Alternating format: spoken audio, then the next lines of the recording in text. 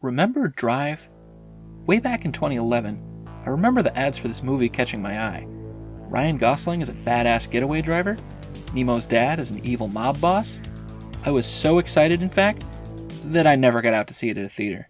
But by the time it came out on video, I knew I couldn't miss it again. And as the last car drove off into the night and the credits rolled, I knew two things for sure. One, this was a terrible choice for family movie night. And two, I knew I was in love with the film's soundtrack. I'd never heard anything quite like it, with one foot clearly still in the 80s, and the other sounding completely fresh. This would be my first exposure to the genre known as Synthwave. For nearly a decade now, it's been a huge part of my music listening, and if one of my favorite artists in the scene has anything to say about it, that's going to continue for a long time. These are just some thoughts.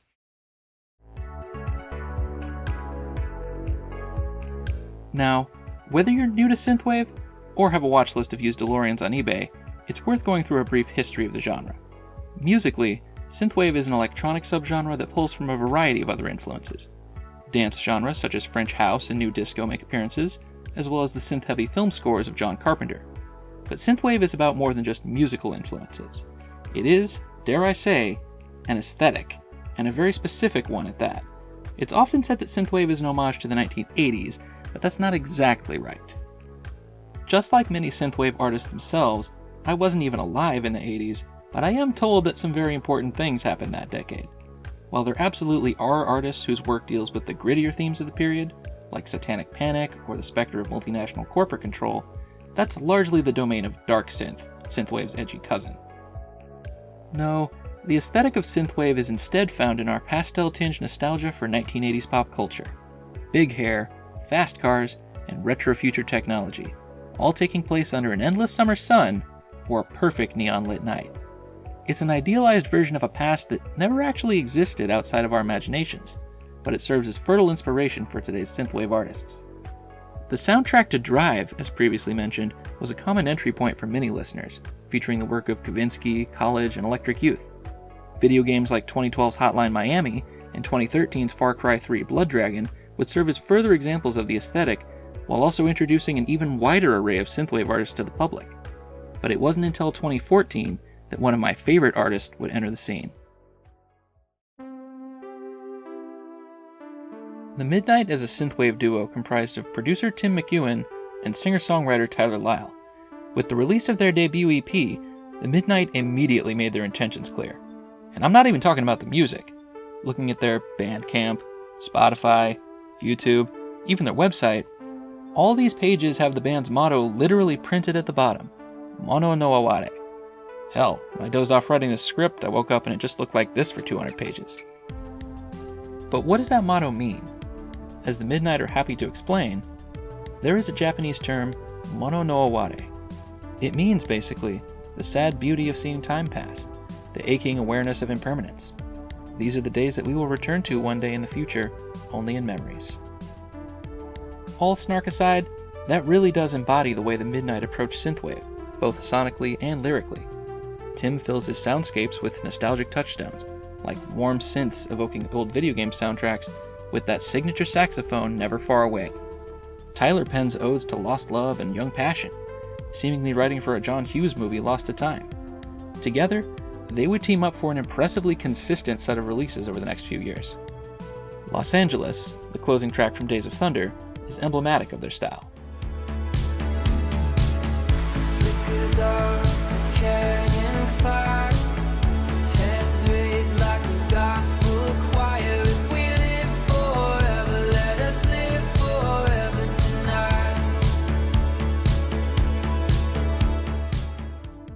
And to tell you the truth, I'd probably be fine for a long time listening to this part of the Midnight's discography, along with that of their contemporaries.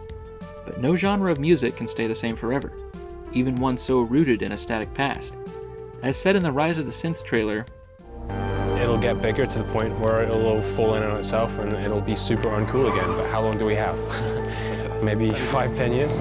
And as the 2010s went on, there were definitely signs that might be happening. Articles like this began to appear, bemoaning the fall-off in quality of Synthwave's founding artists, as well as the way elements of Synthwave were popping up in mainstream culture but devoid of any original context. The Midnight seemed ready for this development, as their 2018 release Kids dug deeper into the sad part of sad beauty. By emphasizing the bittersweet nature inherent to even good memories of times long gone, the album served as a sort of reflection on the escapism synthwave usually offers. Just listen to the title track. Kids are sad, the sky is blue, there are monsters in the spare bedroom. Kids grow up and move away, they close the plant in the mall arcade. Kids are sad, their parents too. Kids get high in the spare bedroom. We grow up and move away, the seasons pass but the monsters stay. Tonally, this album entered new territory for the Midnight, but they were only getting warmed up. At the end of 2019, I finally got to see the Midnight live. Turns out they put on a pretty great show, even if they wasted time taking pictures with this f***ing loser. At the time they were still touring for the Kids album, but a couple unreleased tracks were starting to find their way into the setlist. And when the percussion kicked in on 17, I was honestly shocked. There are many things I expected to hear at a Midnight concert. A massive trap beat was not one of them. The version that eventually made it onto their 2020 album Monsters doesn't mix the drums quite as loud as the initial live mix, but the effect is still striking in a synthwave song. When you're 17, the thought of a spark could start a fire. Tube top and faded jeans, how we forget how we desire. We were 17. We had city dreams. We were 17. We had city dreams. And yet, as unexpected as this utterly contemporary production might be, all the other hallmarks of the classic Midnight sound are still there. The synth melody hanging in the background, the emotion in Tyler's wistful voice, and of course the nostalgic subject matter. Even when hearing it for the first time at a crowded concert, I knew they had somehow managed to thread the needle between continued homage and updating their sound. The rest of the album performs the same trick, sometimes within a single song, other times across the sequence of the track list. America Online kicks off the album with deep house vibes, punctuating the instrumental passages with Tyler's heavily vocoded lyrics, introducing the album's theme.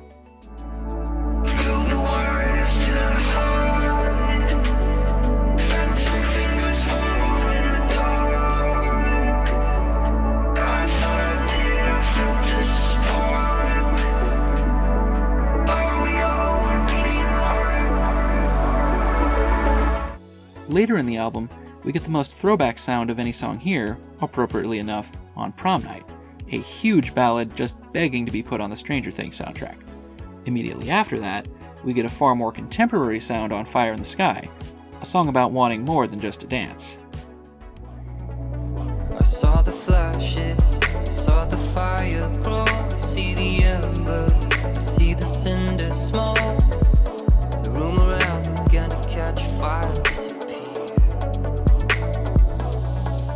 There's a definite conceptual through line here, taking the childhood emotional journey of the previous project and continuing it through adolescence. The same way we all grow up by taking new knowledge and experiences and using them to remake our past selves, the Midnight managed to grow their own sound by taking a myriad of new sonic elements and bringing them back into synthwave.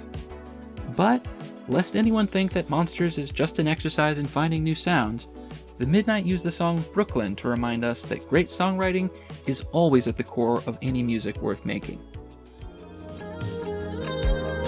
Floating empire up by fraying wire, I will cover you in winter, go blanket by the fire.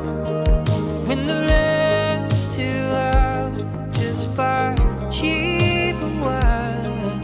Hang on to see if weather constellations hold together or not.